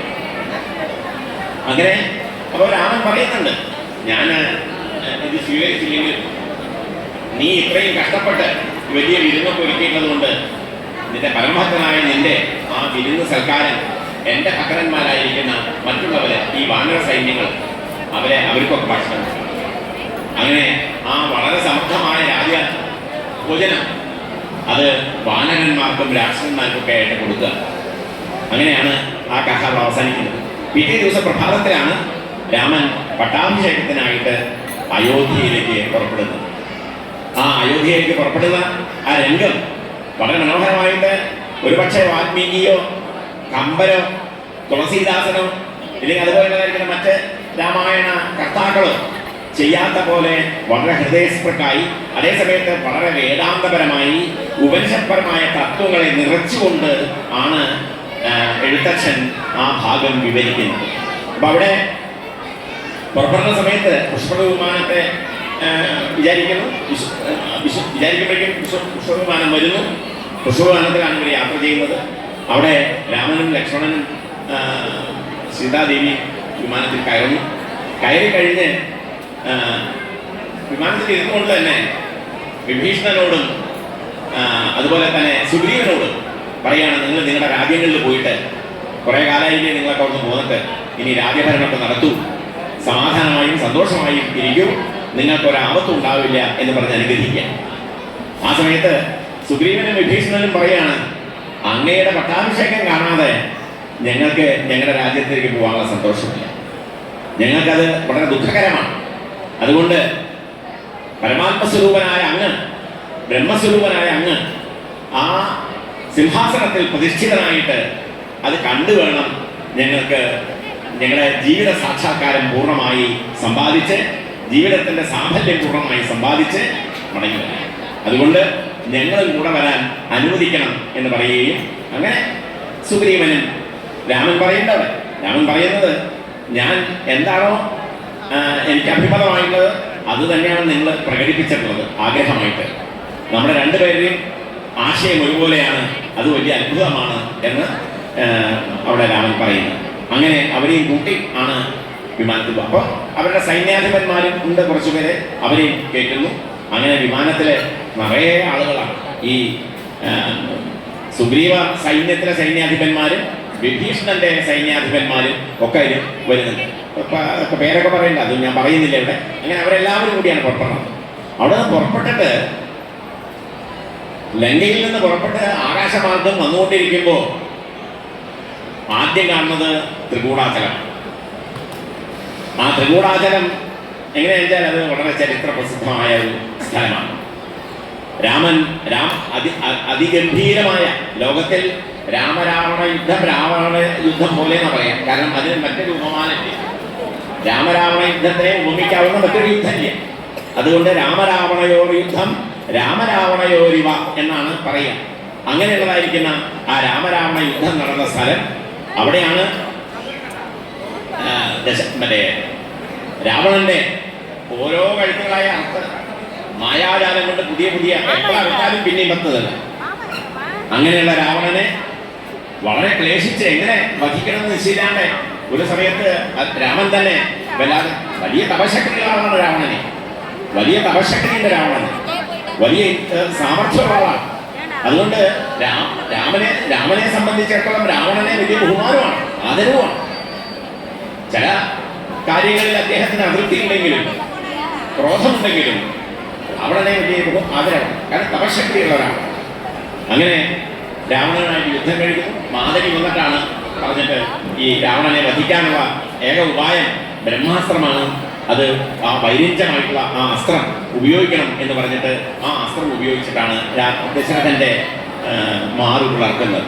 അങ്ങനെയാണ് വധത്തിലെ കഥ. അപ്പോൾ ഈ മനോഹരമായ കഥ, ഈ രാമായണത്തിന്റെ പരമമായിട്ടുള്ള കാര്യം ധർമ്മത്തിനും നീതിക്കും സത്യത്തിനും എതിരായിട്ട് നിൽക്കുന്ന ശക്തികളെ നശിപ്പിക്കുക എന്നുള്ളതാണല്ലോ. അങ്ങനെയുള്ള ദുഷ്ടമായ ശക്തികളെ നശിപ്പിക്കുന്നതിൻ്റെ പ്രതീകാത്മകമായുള്ള രാവണവധം പ്രപഞ്ച ജീവിതത്തിന്, സാധാരണ മനുഷ്യന് വേണ്ട ആ പ്രധാന ജീവിതത്തിന്റെ രഹസ്യം, ആ കാര്യം സമ്പാദിക്കുന്ന രാവണവധത്തിലൂടെയാണ്. എങ്ങനെയാണ് കൃഷ്ണനിലെ കംസവധത്തോടുകൂടി അതിൻ്റെ ഒരു പൂർണ്ണ വിരാമം വരുന്നത്, അതുപോലെ തന്നെയാണ് രാമായണത്തിലെ ഈ രാവണന്റെ വധം. അങ്ങനെ ആ രാവണവധത്തിന്റെ പ്രദേശങ്ങൾ സീതയ്ക്ക് കാണിച്ചു കൊടുക്കുകയാണ്. ഇവിടെ വെച്ചാണ് ഞാൻ രാവണനെ വധിച്ചത്. ഇന്ദ്രജിത്ത് മേഘനാഥൻ രാവണന്റെ മകൻ, അയാളെ കൊല്ലുന്നത് ലക്ഷ്മണനാണ്. ആ ലക്ഷ്മണനെ കൊല്ലുന്ന ഘോര യുദ്ധം ഇവിടെയാണ് സംഭവിച്ചത്. കുംഭകർണനെ ഞാൻ കൊന്നത് ഇവിടെ വെച്ചാണ് എന്ന് പറഞ്ഞാൽ ഓരോ പ്രദേശങ്ങളായിട്ട് ആകാശയാനത്തിൽ കൂടെ ആകാശത്തിൽ കൂടെ സഞ്ചരിച്ചുകൊണ്ടിരിക്കും. ഇതൊക്കെ കാണിച്ചു കൊടുക്കാൻ അങ്ങനെ കാണിച്ചു കൊടുത്ത് പിന്നെ ആദ്യം ഇന്ത്യയിലേക്ക് പ്രവേശിക്കുമ്പോൾ ഫസ്റ്റ് ശ്രീലങ്കയിൽ നിന്ന് ഭാരതത്തിലേക്ക് പ്രവേശിക്കുമ്പോൾ ആദ്യമായിട്ട് കാണുന്നത് സേതുബന്ധമാണ്. ആ സേതുവിനെ കുറിച്ച് വളരെ മനോഹരമായ വർണ്ണനയും. ഈ സേതു ഒരു പാലമാണ്, അത് അങ്ങോട്ട് കടക്കാനുള്ളതാണ്. എങ്ങോട്ട് കടക്കാനുള്ളത്? ഈ പാലിനെ തരണം ചെയ്യാനുള്ളതാണ്. ഈ പ്രപഞ്ച ജീവിതത്തെ തരണം ചെയ്തുകൊണ്ട് എങ്ങനെ ശാശ്വതമായ ലക്ഷ്യത്തിലേക്ക് എത്താനുള്ള ഒരു സേതുവായിട്ട് ആ സേതുവിനെ രാമസേതുവിനെ വർണ്ണിക്കുന്ന ഒരു മനോഹരമാണ്. അത് പാപനാശനം എന്നൊക്കെയാണ് അവിടെ പറയുന്നത്. പാപം പൂർണ്ണമായി നശിക്കണമെങ്കിൽ അതാണല്ലോ രാമേശ്വരത്തിൻ്റെയൊക്കെ ഒരു മേന്മ, അതിൻ്റെ ഔത്കൃഷ്ട്യം എന്ന് പറയുന്നത് ആ ഭൂപ്രദേശത്തിൻ്റെ രാമേശ്വരത്തിൻ്റെ അതുകൊണ്ടാണ്. അങ്ങനെ സേതുബന്ധ വർണ്ണന. പിന്നെ അത് കഴിഞ്ഞ് മറ്റേ രാമേശ്വരത്തിലെ രാമൻ തന്നെ പ്രതിഷ്ഠിച്ച ശിവലിംഗം, രാമന്റെ പ്രതിഷ്ഠയാണ്. അങ്ങനെ ആ ശിവക്ഷേത്രത്തിന്റെ ആ സാന്നിധ്യം. അതുപോലെ തന്നെ പിന്നെ വിഭീഷണൻ ആദ്യമായിട്ട് ശ്രീലങ്കയിൽ നിന്ന് വന്ന് തന്നെ ശരണം പ്രാപിച്ചത് ഇവിടെയാണ്. ഈ എവിടെയാണ്? ഈ രാമേശ്വരത്താണ്. അങ്ങനെ രാമേശ്വരത്തിന് പല പല വൈശിഷ്ട്യങ്ങളുണ്ട്. അതെല്ലാം മനോഹരമായി അവിടെ വർണ്ണിക്കുന്നുണ്ട്. അത് കഴിഞ്ഞ് പിന്നെ വന്ന് അങ്ങനെ ഇവിടെ എത്തുന്നു. മറ്റേ കിഷ്കിന്ധയിൽ വരുന്നു. കിഷ്കിന്ധയിൽ വന്ന് സീതയുടെ നിർബന്ധപ്രകാരം അവിടെ വിമാനം ഇറക്കുക. അവിടെ സുഗ്രീവാദികൾ ആണ് തങ്ങളുടെ യുദ്ധത്തിന്, ഈ ഘോര യുദ്ധത്തിന് സുഗ്രീവന്റെ സഹായം ഇല്ലെങ്കിൽ രാമന് ബുദ്ധിമുട്ടാണ്. തൻ്റെ ആത്മസുഹൃത്താണ് സുഗ്രീവൻ. ആ സുഗ്രീവന്റെ താര, ഭാര്യയായിട്ടുള്ള താര, മറ്റേ വാനരശ്രേഷ്ഠന്മാർ, അവരുടെ സഹായം കൊണ്ടാണ് യുദ്ധം നടന്നത്. തനിക്ക് ഈ സത്യത്തെ ജയിക്കാൻ കഴിഞ്ഞത് ഈ വാനര സൈന്യത്തിന്റെ സഹായം കൊണ്ടാണ്. അതുകൊണ്ട് ഇവിടെ ഇറങ്ങി അവരെയും കൂടി കൂട്ടിയിട്ട് പോകണം നമുക്ക് അയോധ്യയിലേക്ക് എന്ന് പറഞ്ഞ് അങ്ങനെ സീതയുടെ അപേക്ഷ പ്രകാരം അവിടെ ഇറങ്ങുന്നു. അവരെ എല്ലാം കൂട്ടി രാമൻ വിമാനത്തിൽ ഇറങ്ങുന്നില്ല പുറത്തേക്ക്.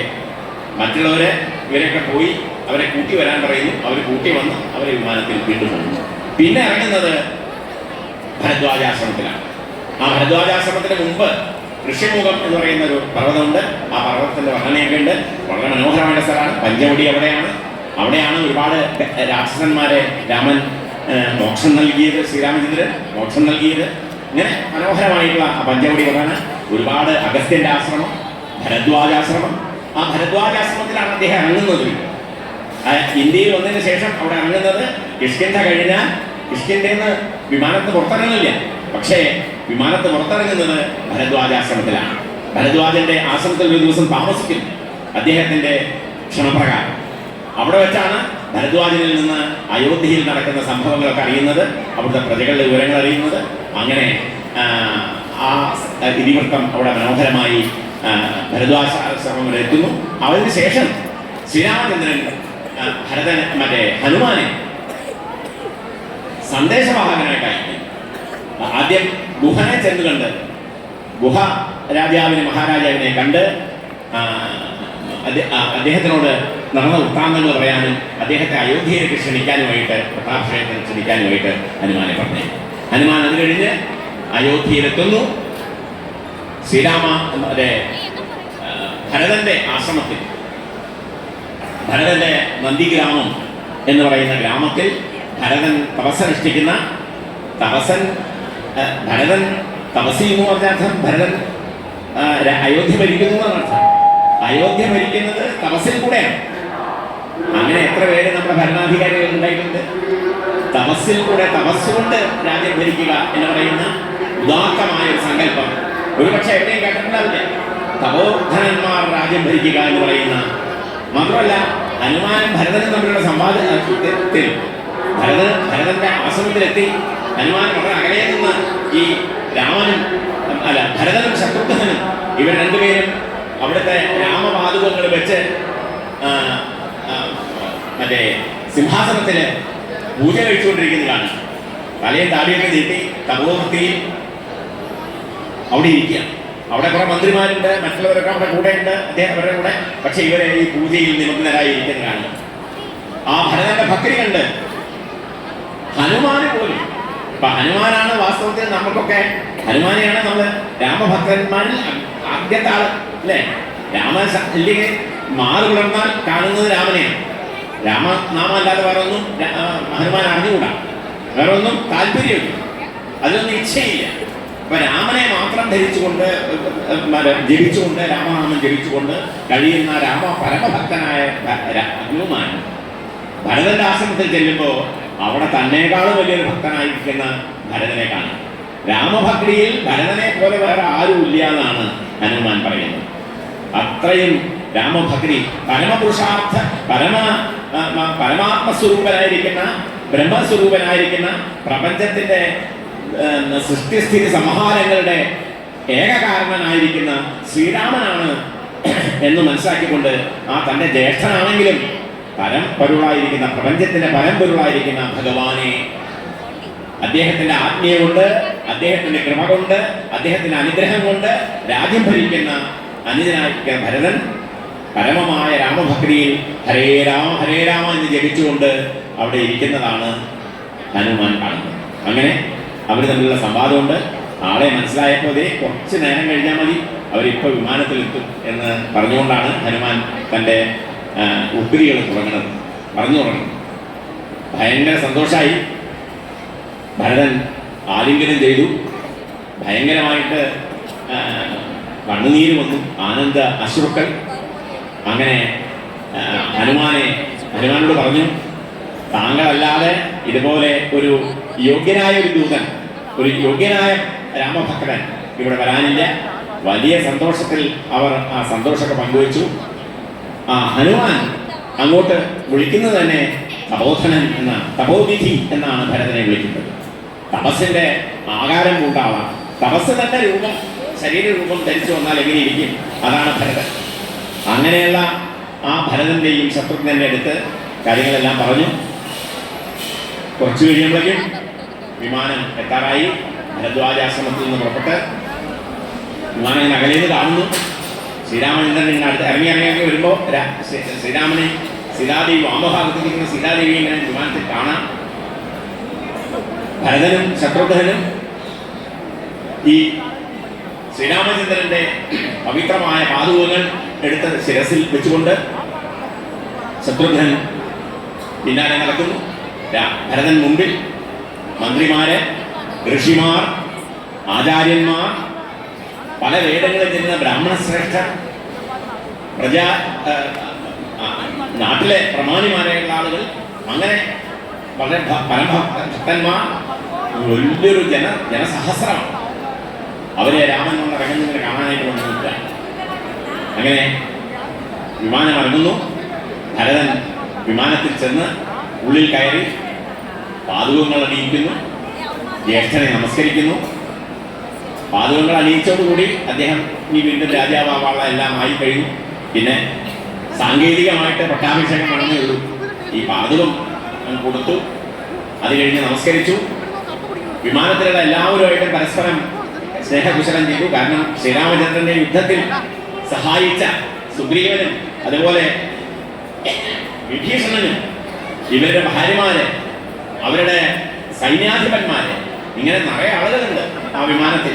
അവരെല്ലാവരും പരസ്പരം കുശലം പ്രശ്നം ചെയ്ത് ശ്രീരാമചന്ദ്രൻ പറഞ്ഞു, അവരെ രണ്ട് അനിയന്മാരെയും മടിയിൽ പിടിച്ചിരുത്തി. രണ്ട് മടിയിലായിട്ട് ഇരുത്തി. രണ്ടുപേരും ചെറിയ കുട്ടികളൊന്നുമല്ല, 14 വർഷം മുമ്പ് കണ്ടതാണ്. എന്തെല്ലാം മാറ്റങ്ങൾ വന്നിരിക്കുന്നു. ജ്യേഷ്ഠനും മാറ്റങ്ങൾ വന്നിരിക്കുന്നു, അനുജന്മാർക്കും മാറ്റങ്ങൾ വന്നിരിക്കുന്നു. ഈ നീണ്ട 14 വർഷത്തിനുള്ളിൽ എന്തൊക്കെ സംഭവിച്ചു, എന്തെല്ലാം ജീവിതത്തിന്റെ ഏതെല്ലാം ശ്രേണികളിൽ കൂടെ കടന്നുപോയി, ഏതെല്ലാം ദുഃഖങ്ങളെ അഭിമുഖീകരിക്കേണ്ടി വന്നു, ഏതെല്ലാം തരത്തിലുള്ള ജീവിത പ്രതിസന്ധികൾ ഉണ്ടായി. ഇതെല്ലാം കണ്ണുനീർ വാർത്തുകൊണ്ട് ഇവർ രണ്ടുപേരും സംസാരിക്കുകയാണ്. രാമന്റെ മടിയിൽ ഇരുന്നുകൊണ്ട് ഭരതനും ശത്രുഘ്നനും സംസാരിക്കുകയാണ്. അവർ ലക്ഷ്മണനെയും വന്ദിക്കുന്നു. അങ്ങനെ അവിടെ നിന്ന് ആ വിമാനം തന്നെ അവിടുന്ന് നിലത്തുനിന്ന് ഇറങ്ങി പൊങ്ങി വീണ്ടും നന്ദി ഗ്രാമത്തിലെത്തുകയാണ്. ഭരതൻ രാജ്യം ഭരിക്കുന്നത് ഒരു ആശ്രമം കെട്ടിയിട്ട് ഒരു കുടിൽ കെട്ടിയിട്ട് അതിൻ്റെ ഉള്ളിലാണ്. എല്ലാ സുഖഭോഗങ്ങളും ഉണ്ട്. അതെല്ലാം രാമൻ എങ്ങനെ തിരിച്ചു, അതുപോലെ തന്നെ ഭരതൻ തിരിച്ചു. അങ്ങനെ ഇവിടെ വന്നിരുന്ന സിംഹാസനത്തിൽ ഈ പാദുകങ്ങൾ സമർപ്പിച്ച് ആ പാദുകങ്ങളെ പൂജ ചെയ്തുകൊണ്ടാണ് ഈ 14 വർഷവും ഭരതൻ കഴിച്ചു കൂട്ടിയത്. അങ്ങനെയുള്ള ആ നന്ദിഗ്രാമത്തിൽ ഭരതന്റെ ആശ്രമത്തിൽ ശ്രീരാമചന്ദ്രൻ പുഷ്പവിമാനത്ത് ഇറങ്ങുന്നു. പുഷ്പവിമാനത്തെ പറഞ്ഞേക്കും. അത് കഴിഞ്ഞ് നടന്ന്, അത് കുബേരന്റെ സ്വത്താണ്, അതുകൊണ്ട് കുബേരന്റെ അടുത്തേക്ക് പറഞ്ഞേക്കാം. ഇനി എനിക്ക് വിമാനമൊന്നും ആവശ്യമില്ല. നടന്ന് ആശ്രമത്തിനുള്ളിൽ കയറുന്നു. അവിടെ വെച്ചാണ് വസിഷ്ഠനും കൈകേയി മാതാവും അതുപോലെ ഭരതനും സ്വീകരിച്ചിട്ട് അദ്ദേഹത്തോട് അഭ്യർത്ഥിക്കുകയാണ്, രാജഭരണം ഉടനെ ഏറ്റെടുക്കണം. ഇത്രയും കാലം അങ്ങ് എനിക്ക് സൂക്ഷിക്കാനായിട്ടൊരു സാധനം തന്നു, ഞാനത് നല്ലപോലെ സംരക്ഷിച്ചു, ഞാൻ അത് 10 മടങ്ങ് ശക്തിയുള്ളതാക്കി മാറ്റി. ഇവിടെ സ്വത്തുക്കളൊക്കെ, ഈ രാജ്യത്തിന്റെ സ്വത്തുക്കളൊക്കെ എൻ്റെ ഭരണം കൊണ്ട് നഷ്ടപ്പെടുകയല്ല ചെയ്തത്, എത്രയോ ഇരട്ടിയായി, ഓരോന്നും സമ്പൽ സമൃദ്ധമാണ്. അങ്ങനെയുള്ള ഒരു രാജ്യത്തെ ഇതൊക്കെ എനിക്ക് സാധിച്ചത് അങ്ങയുടെ അനുഗ്രഹം കൊണ്ടാണ്, ഇതൊന്നും എൻ്റെ ശക്തിയല്ല. ഭരതൻ പറയാണ്, ഇതെല്ലാം ഭഗവാനായിരിക്കുന്ന അങ്ങയുടെ അനുഗ്രഹം കൊണ്ട് മാത്രം സാധിച്ചതാണ്, ഇതെല്ലാം അങ്ങയ്ക്കായിട്ട് ഞങ്ങൾ സമർപ്പിക്കുന്നു, ഇനി അങ്ങ് തന്നെ രാജഭരണം ഏറ്റെടുക്കണം എന്ന് പറഞ്ഞുകൊണ്ട് അവിടെ വസിഷ്ഠൻ പറയുന്നു. ഉടനെ രാമൻ എല്ലാവരുടെയും സന്തോഷത്തിനായി ഞാൻ രാജ്യഭാരം സ്വീകരിക്കാമെന്ന് പറയുന്നു. അങ്ങനെയാണ് കഥ പോണത്. തുടർന്നാണ് പട്ടാഭിഷേകം. ആ പട്ടാഭിഷേകത്തിന്റെ അവിടേക്ക് ഇപ്പോൾ നമ്മൾ എത്തി. പട്ടാഭിഷേകം എന്ന് പറഞ്ഞാൽ ഒരു പക്ഷേ ഇങ്ങനെ ഒരു പട്ടാഭിഷേകം നമ്മൾ നമ്മുടെ ഭാരത ചരിത്രത്തിൽ കണ്ടിട്ടുണ്ടാവില്ല. അത്ര ഒരു വ്യക്തിയും അതിന് ഇൻവോൾവ് ആവാണ്ടിരുന്നിട്ടില്ല.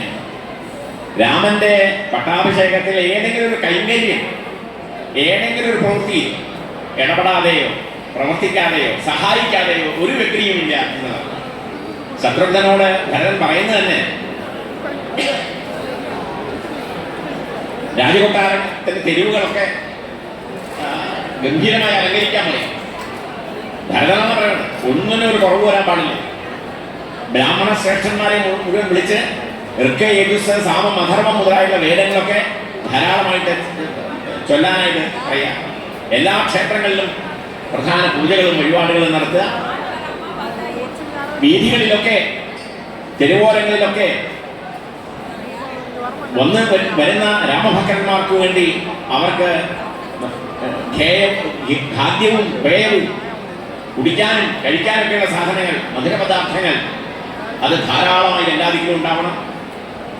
എല്ലാ സംഗീതത്തിനെയും വ്യക്തി കച്ചേരികൾ നടക്കണം.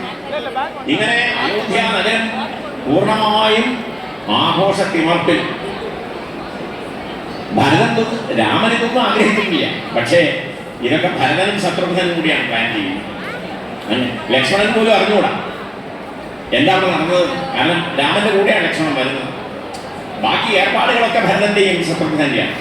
അങ്ങനെ അതിമനോഹരമായിട്ടുള്ള അഭിഷേക സമയം അടുത്തു വന്നു. അങ്ങനെ ഭരതനും ശത്രുഘ്നനും മറ്റ് സഹോദരങ്ങളൊക്കെ അവരുടെ ദീക്ഷയൊക്കെ മാറ്റി കുളിച്ച് പട്ടാഭിഷേകത്തിന്, രാജ്യാഭിഷേകത്തിന് ഉതകുന്ന രീതിയിലുള്ള രാജോചിതമായ വിലപ്പെട്ട ആഭരണങ്ങളും വസ്ത്രങ്ങളൊക്കെ ധരിച്ച് അങ്ങനെ എല്ലാവരും വളരെ സന്തോഷമായി. അതുപോലെ കൂടെ വന്നിട്ടുള്ള ഒരുപാട് വാനരശ്രേഷ്ഠന്മാരുണ്ട്. ആ വാനരന്മാരുടെ അവരൊക്കെ അവരുടെ ഭാര്യമാര്, വാനരെന്ന് കേട്ടാൽ നിങ്ങൾ കുറേനാന്ന് വിചാരിക്കരുത്, അവരൊക്കെ മനുഷ്യരൂപം ധരിച്ചിട്ടാണ് വന്നേക്കുന്നത്. അവർക്ക് അതിനുള്ള ശക്തി രാമൻ കൊടുത്തിരിക്കുക. എല്ലാവരും മനുഷ്യരൂപം ധരിച്ചിട്ടാണ് അവിടെ വന്നിട്ടുള്ളത്. മനോഹരമായിട്ടുള്ള ആകൃതിയാണ് ഈ വാനര നാരിമാർക്കൊക്കെ ഉള്ളത്, വാനര സ്ത്രീകൾക്കൊക്കെ ഉള്ളത്. താരയൊക്കെ പറഞ്ഞിട്ടുള്ളത് അതിസുന്ദരിയായിട്ടുള്ള താരയെ വർണ്ണിക്കുന്നത്. വാനരനാണ് അതിസുന്ദരായിട്ടുള്ള. അവർക്കൊക്കെ കൗസല്യ മാതാവ്, അവരാണല്ലോ ഏറ്റവും വലിയ രാജ്ഞി, രാജമാതാവ്. ആ രാജമാതാവ് സ്വയം വന്ന അതിഥികളായിട്ട് വന്നിട്ടുള്ള ശ്രീരാമചന്ദ്രന്റെ ഒപ്പം വിമാനത്തിൽ വന്ന ആ വലിയൊരു സൈന്യമുണ്ട്.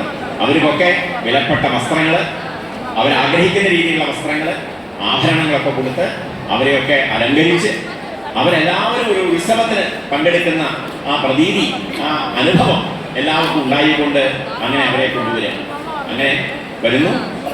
ആ സമയത്താണ് സുമന്ത്രൻ രഥവും കൊണ്ടുവരുന്നത്. സുമന്ത്രനാണല്ലോ ദശരഥന്റെ മറ്റേ ഇതായിരുന്നു, രഥവാഹകനായിരുന്നു. ശ്രീരാമചന്ദ്രനെയും കൊണ്ടുവരാൻ വേണ്ടി അകന്നെയാണ് രഥം കൊണ്ടുവരുന്നത്. പക്ഷേ ഭരതൻ പറഞ്ഞു, അങ്ങല്ല തെളിക്കുന്നത്, ഞാനാണ് തെളിക്കുന്നത് എന്ന് പറഞ്ഞ് ഭരതൻ, രാജകുമാരനായ ഭരതൻ ഇത്രയും നേരം രാജഭരണം കൈമാറി കഴിഞ്ഞിട്ടില്ലേ? രാജാവായിട്ട് ഇപ്പോഴും ഇരിക്കുന്നു. ഇപ്പോഴും അയോധ്യയുടെ രാജാവ് ഭരതൻ തന്നെയാണ്. പട്ടാഭിഷേകം കഴിഞ്ഞിട്ടില്ല. ആ സമയത്ത് പോലും ഭരതൻ ഒരു വിനീതദാസനെ പോലെ, ഒരു ഡ്രൈവറെ പോലെ രാമന്റെ രഥം തെളിയിക്കുന്നത് ഭരതൻ. ശത്രുഘ്നൻ വെണ്ടൊറ്റ കുടം പിടിക്കുന്നു. വിഭീഷണനും അതുപോലെ തന്നെ. വിഭീഷണൻ എന്നൊക്കെ പറഞ്ഞാൽ ഒരു രാമന്റെ ഭക്തനെന്ന് മാത്രം എഴുതിയാൽ പോരാ. ശ്രീലങ്ക എന്ന് പറയുന്ന മഹാരാജ്യത്തിന്റെ രാജാവായിട്ട് അഭിഷേകം ചെയ്തിട്ടുള്ള ശ്രീരാമചന്ദ്രൻ തന്നെ നേരിട്ട് സാക്ഷിയായിട്ട് അഭിഷേകം ചെയ്തിട്ടുള്ള രാമന്റെ പരമഭക്തനാണ്. ആ വിഭീഷണൻ വരുന്നു, സുഗ്രീവൻ വരുന്നു. സുഗ്രീവൻ അവിടുത്തെ രാജാവാണ്, കിഷ്കിന്ധയുടെ രാജാവാണ്. ഈ രണ്ട് രാജാക്കന്മാരും അവര് രാമന്റെ അടുത്ത പട്ടാഭിഷേകത്തിന് രഥത്തിൽ പോണ സമയത്ത് ഒരാൾ വെൺകൊട്ടെ കൂട്ടി പിടിക്കുന്നു, മറ്റൊരു വെഞ്ചാമരം വീശുന്നു, ആനവട്ടം പിടിക്കുന്നു. ഇങ്ങനെ ഇനി ഇത് കഴിഞ്ഞിട്ട് അവിടെ ചെന്ന് പട്ടാഭിഷേകത്തിന് അതിന്റെ മണ്ഡപത്തിൽ കയറി ശ്രീരാമചന്ദ്രനെ അവിടെ ഇരുത്തി, സീതയെ വാമഭാഗത്തിരുത്തി. പിന്നെ ഭരതനും ശത്രുഘ്നനും ലക്ഷ്മണനും ഈ 3 പേരും വെൺകൊറ്റക്കൊട, അതുപോലെ തന്നെ വെഞ്ചാമരം ഇതൊക്കെ വീശിക്കൊണ്ട് ഒപ്പമുണ്ട്. വിഭീഷണനും സുഗ്രീവനും 2 ആലവട്ടം വീശിക്കൊണ്ടിരിക്കുന്നു. അങ്ങനെ അതിമനോഹരമായില്ല. വലിയ വലിയ രാജാക്കന്മാരാണ് പട്ടാഭിഷേകത്തിന് കൂലിപ്പണിക്കാർ ചെയ്യേണ്ട ജോലി ചെയ്യുന്നത്, വീശ. അങ്ങനെ ശ്രീരാമചന്ദ്രന്റെ ആ വളരെ പകിട്ടാർന്ന ദിവ്യമായ ഈ പ്രപഞ്ചത്തിന്റെ പരമ്പൊരുളായ ബ്രഹ്മസ്വരൂപിയായിരിക്കുന്ന ശ്രീരാമചന്ദ്രന്റെ ആ പട്ടാഭിഷേകം അത് നേരിൽ കാണാൻ മഹാഭാഗ്യമുണ്ടായ അയോധ്യാവാസികളെ കുറിച്ച് ദീർഘമായി തന്നെ രാമായണ കാവ്യങ്ങളിൽ നമുക്ക് കാണാം. അവർക്കൊക്കെ ആ സത്യമോക്ഷം, ശ്രീരാമനെ പരബ്രഹ്മസ്വരൂപിയായിരിക്കുന്ന ഭഗവാനെ നേരിട്ട് കണ്ടാൽ പിന്നെ മോക്ഷമല്ലാണ്ട് എന്താ? അങ്ങനെ രാമരാമ നാമം ജപിച്ചുകൊണ്ട് അവരൊക്കെ അത് കണ്ടുകൊണ്ട് മോക്ഷമാണ്. എങ്ങനെ? സാരൂപ്യമോക്ഷം. എന്താ സാരൂപ്യമോക്ഷം? മോക്ഷം 4 തരത്തിലുണ്ട്. സാരോഗ്യം, സാരൂപ്യം, സാമീപ്യം, സായുജ്യം. സാരോഗ്യം എന്ന് പറഞ്ഞാൽ കാണുക, കണ്ട് ഭഗവാനെ കണ്ട് സന്തോഷമാണ്, അതൊരു തരത്തിലുള്ള മുക്തിയാണ്. പിന്നെ സാരൂപ്യം, ഭഗവാനെ ഭജിച്ച് ഭഗവാന്റെ രൂപമായിട്ട് മാറുക, ഭഗവാന്റെ തന്നെ രൂപമായിട്ട് മാറുക. മൂന്നാമത് അതങ്ങനെയാണ്. ഗോകർണനൊക്കെ ഭാഗവതത്തിൽ നിങ്ങൾ കണ്ടിട്ടുണ്ടാവും. ഭാഗവത മഹാത്മ്യത്തിൽ വർണ്ണിക്കുന്നുണ്ട്. ഗോകർണൻ എന്ന് പറയുന്ന പരമതത്വജ്ഞാനിയായ ഭക്തനായിട്ടുള്ള ആള് ഭാഗവത സപ്താഹം നടത്തിക്കഴിഞ്ഞ് അവസാനത്തെ ദിവസം സമാപനമായപ്പോ മഹാവിഷ്ണു സ്വയം വിമാനത്തിൽ വന്ന് മറ്റേ സപ്താഹ വേദിയിൽ വന്ന് ഗോകർണനെ ആലിംഗനം ചെയ്യാൻ. ആലിംഗനം ചെയ്യുമ്പോൾ അവിടെ വർണ്ണിക്കുന്നുണ്ട് വിഷ്ണുവിന്റെ അതേ രൂപമായിട്ട് മാറിയാൽ ഗോകർണന്. അതുപോലെയുള്ള അവസ്ഥ, അതാണ് സാരൂപ്യം. പിന്നെ സാമീപ്യം എന്ന് പറയുന്ന അടുപ്പം, അടുത്തുവരെ ഭഗവാന്റെ വളരെ അടുത്തിരിക്കാനാകും. ഇപ്പോ സനന്ദൻ, സനൽകുമാരൻ മുതലായിട്ടുള്ള ഋഷിമാരെ കുറിച്ച് പറയാറില്ലെന്ന്. അവരൊക്കെ ഭഗവാന്റെ ഭാഷകന്മാരാണ്, ഭഗവാന്റെ ഒപ്പാണ്, വൈകുണ്ഠ നിലവാസികളാണ്, വൈകുണ്ഠ നിലയത്തിലാണ് അവർ ജീവിക്കുന്നത്. അങ്ങനെയുള്ള ഒരു അവസ്ഥ. പിന്നെ ഏറ്റവും അവസാനത്തേതാണ് സായുജ്യം എന്ന് പറയുന്നത്. ഭഗവാനിൽ തന്നെ ലയിക്കുക, അതാണ് സായുജ്യം. ജീവാത്മാവ്, നമ്മുടെ ഉള്ളിലുള്ള ചൈതന്യം, അത് പരമാത്മാവിൽ, അതായത് ഈ പ്രപഞ്ചത്തിന്റെ മുഴുവൻ നിയന്ത്രണമായിരിക്കുന്ന ഭഗവാന്റെ ആ പൂർണ്ണ ചൈതന്യത്തിൽ ലയിക്കുക. അങ്ങനെ ഒരു അവസ്ഥയുണ്ട്. അങ്ങനെ ഈ 4 എണ്ണത്തിൽ സാരൂപ്യമാണ്, സായുജ്യമാണ് ഇവിടെ. ഒരു 5 മിനിറ്റ് ഉള്ളെന്ന് പറയേണ്ട സമയമായി. അപ്പോ ഇങ്ങനെ ആ പട്ടാഭിഷേകത്തിന്റെ ആ മനോഹരമായ രംഗം അവിടെ അതിഗംഭീരമായി കൊണ്ടാടപ്പെട്ടു. അവിടെ വാനര സൈന്യം, അംഗദൻ മുതലായിട്ടുള്ള ആളുകളൊക്കെ വളരെ പ്രഗത്ഭരായിട്ടുള്ള ആളുകൾ, അവരെ പ്രപഞ്ചത്തിന്റെ എല്ലാ ഭാഗത്തു നിന്നും, 4 സമുദ്രങ്ങളിൽ നിന്നും, എല്ലാ പാവനങ്ങളായിരിക്കുന്ന തീർത്ഥങ്ങളിൽ നിന്നും, നദികളിൽ നിന്നും ഒക്കെ ജലം കൊണ്ട്, ഗംഗ, യമുന, കാവേരി മുതലായിട്ടുള്ള ഈ മഹാനദികളിൽ നിന്നൊക്കെ ജലം സംഭരിച്ച് അത് സ്വർണ്ണ കുടങ്ങളിലാക്കി 1008 സ്വർണ്ണ കുടങ്ങളില്, സുവർണ കുടങ്ങളിൽ ഈ ചന്ദനത്തിന്റെ ഇല കൊണ്ട് മൂടി വളരെ പവിത്രമായി മന്ത്രം ഉരുട്ടുകൊണ്ട് ബ്രാഹ്മണർ അതിന്റെ വേദമന്ത്രങ്ങൾ ചൊല്ലിക്കൊണ്ട് ഈ 1008 കലശം കൊണ്ട്, ഈ സ്വർണ്ണ കലശം കൊണ്ട് ഭഗവാനെ അഭിഷേകം ചെയ്യാൻ. അങ്ങനെ ആ അതിമനോഹരമായിരിക്കുന്ന രംഗം കണ്ടുകൊണ്ടാണ് ഇതൊക്കെ ഇങ്ങനെ വർണ്ണിക്കുന്നു എന്നേ ഉള്ളൂ. ഇതിൻ്റെ ഫലശ്രുതി പറയുമ്പോൾ എഴുത്തച്ഛൻ പറയും, ഈ കഥകളൊക്കെ കഥകൾ മാത്രമാണ്. ഈ കഥ പറയുന്നതൊക്കെ കാര്യം മനസ്സിലാക്കാനാണ്. കാര്യം എന്താണ്?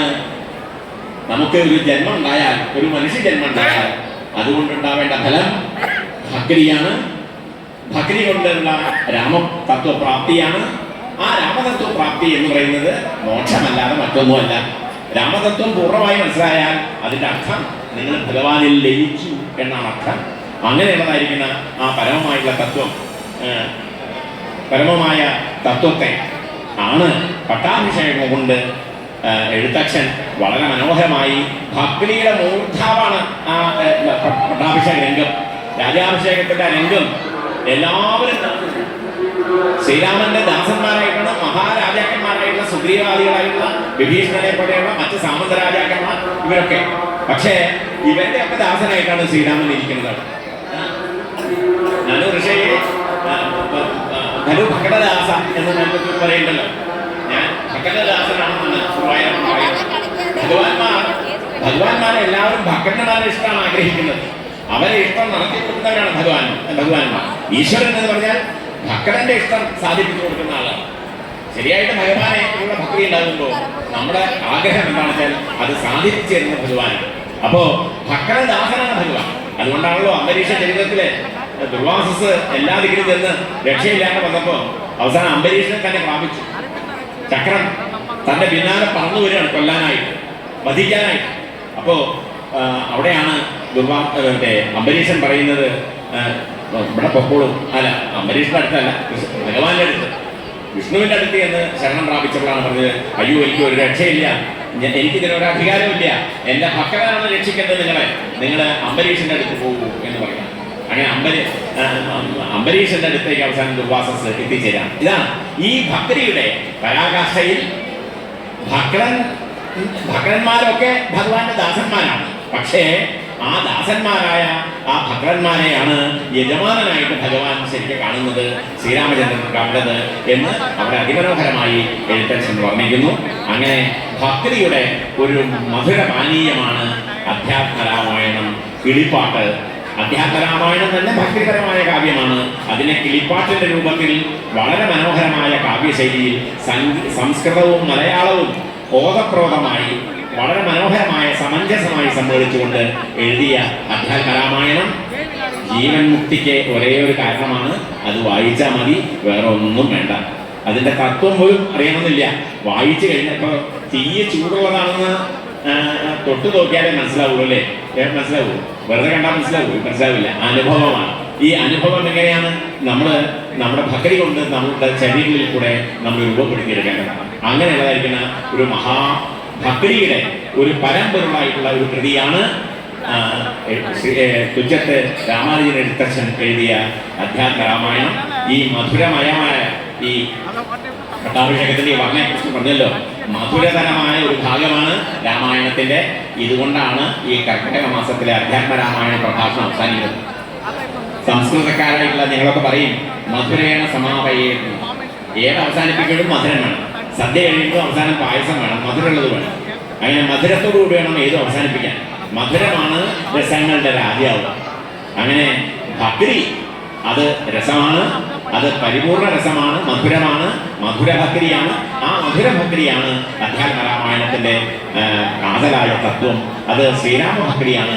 ആ ഭക്തി മുക്തിയിൽ നിന്ന് വ്യത്യസ്തമല്ല, ഭിന്നമല്ല. ഭക്തി തന്നെയാണ് മുക്തിയായി രാമായണം കിളിപ്പാട്ടിന്റെ രചയിതാവായിരിക്കുന്ന എഴുത്തച്ഛൻ പ്രതിപാദിക്കുന്നത് എന്ന് കൂടി പറഞ്ഞുകൊണ്ട് ഇത്രയും നേരം രാമായണത്തെക്കുറിച്ച് ഒരു വളരെ ഓട്ടപ്രദക്ഷിണം പോലെ ചില കാര്യങ്ങൾ പറയാൻ അവസരം തന്ന എൻ്റെ പ്രിയ സുഹൃത്ത് ഡോക്ടർ പി നാരായണൻ നമ്പൂരി, ഇവിടുത്തെ വലിയൊരു ഗവേഷണ കേന്ദ്രത്തിൻ്റെ വേദത്തിൻ്റെ ഗവേഷണ കേന്ദ്രത്തിൻ്റെ ചുമതലക്കാരനായിട്ടുള്ള ഡയറക്ടറായിട്ടുള്ള ആളാണ് നാരായണൻ നമ്പൂരി. അദ്ദേഹത്തിനോടും ദേവസ്വം അധികൃതരോടും എൻ്റെ നന്ദി രേഖപ്പെടുത്തുന്നു. ഭഗവാന് സാഷ്ടാംഗം നമസ്കരിക്കുന്നു.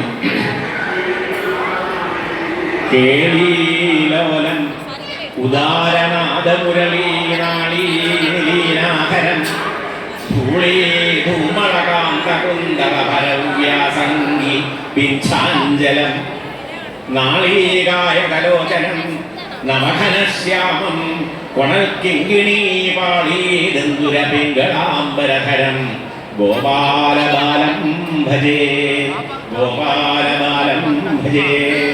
സർവം ശ്രീകൃഷ്ണാർപ്പണമസ്തു.